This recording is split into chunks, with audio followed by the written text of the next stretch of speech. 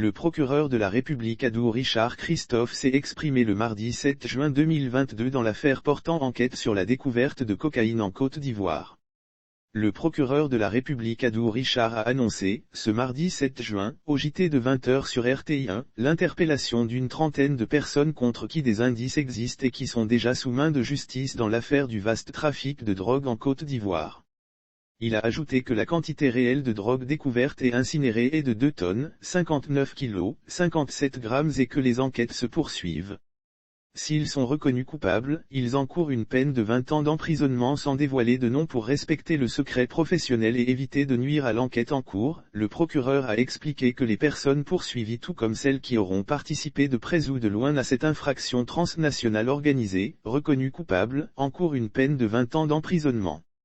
Depuis la saisie record de 2 tonnes de cocaïne à Abidjan et à San Pedro d'une valeur de 41 milliards de francs CFA en mai dernier, plusieurs personnalités, chefs d'entreprise et membres de la police criminelle ont été suspectés d'appartenir à ce vaste réseau de drogue.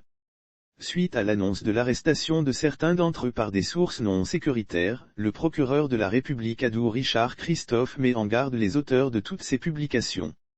Le communiqué intégral. Le procureur de la République constate la multiplication, depuis quelques jours, de publications sur les médias sociaux, faisant état de l'implication réelle ou supposée de diverses personnes dans la procédure ouverte suite à la découverte, à Abidjan et à San Pedro, d'une importante quantité de cocaïne.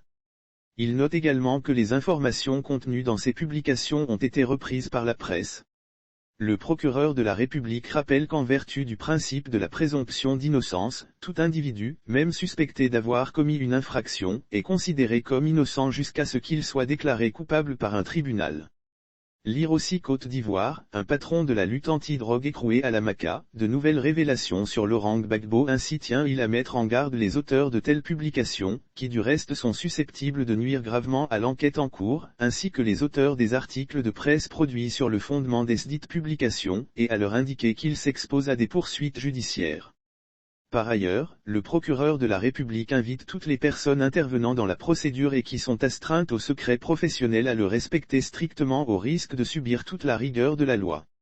Le procureur de la République voudrait enfin indiquer que la procédure judiciaire suit son cours et se réserve le droit d'organiser une conférence de presse, en temps opportun, pour informer l'opinion nationale et internationale sur cette affaire.